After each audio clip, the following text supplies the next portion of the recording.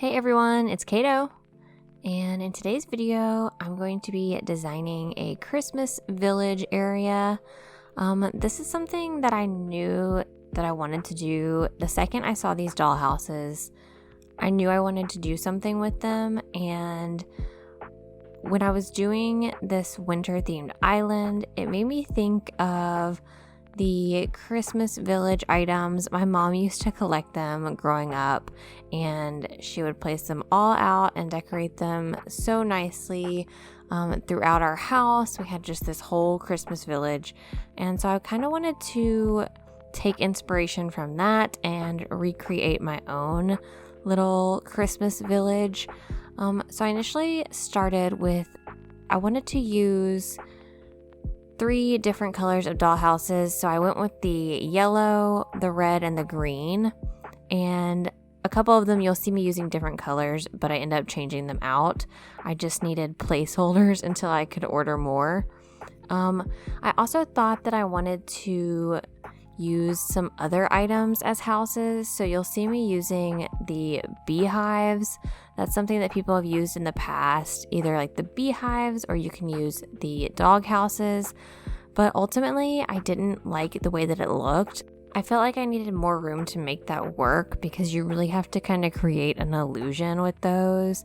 And I was really limited on the space. I thought I had dictated enough space for this area. I probably should have made more. Just because I needed room for several dollhouses. I also needed room for different trees and then bushes and other items. So I'm going to let you guys watch for a little bit and then I'll come back and talk some more about what I'm doing.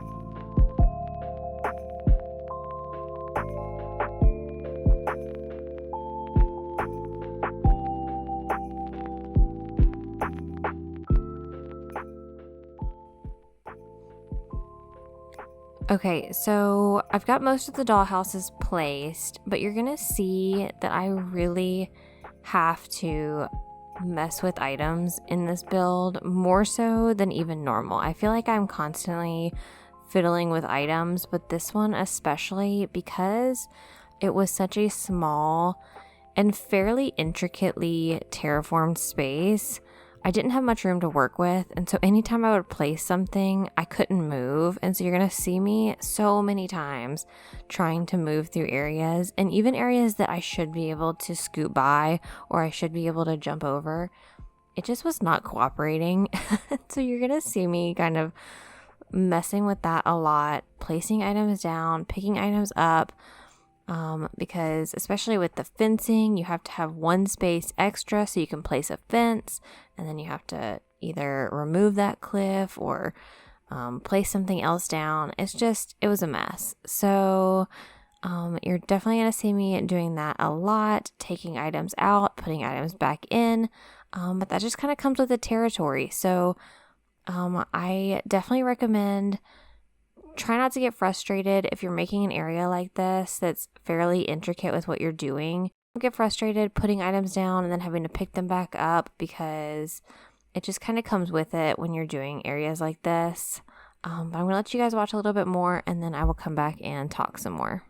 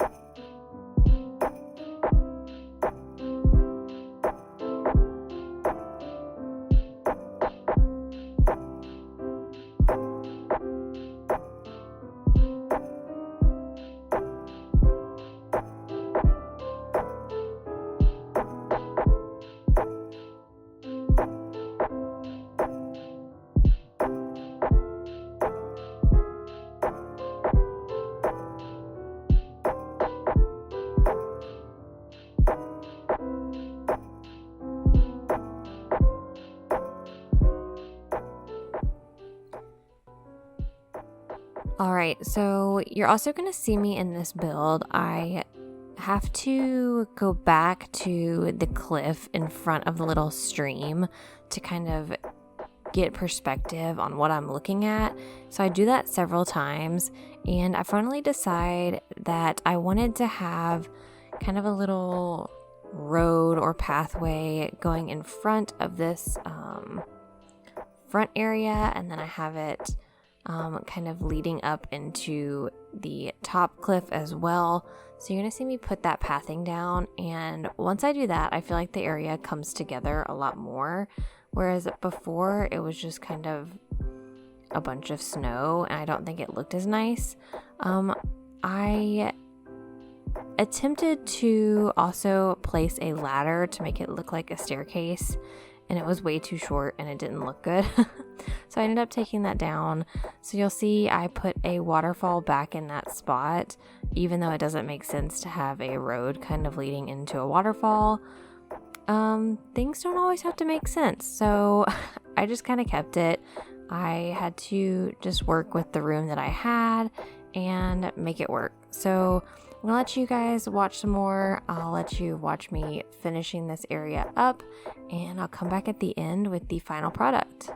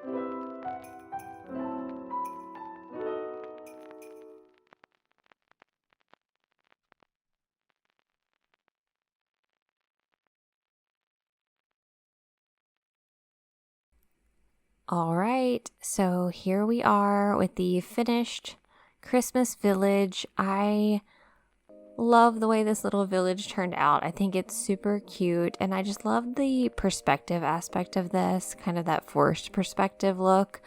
Even though it doesn't all make sense as far as the sizing of everything, I still really like it. I still need to decorate to the left of this area, and even then beyond that to the right. But overall, I really like how this area turned out. I hope you guys enjoyed it. If you did, I'd appreciate it if you'd like and subscribe. And I'll see you guys in the next one. Bye.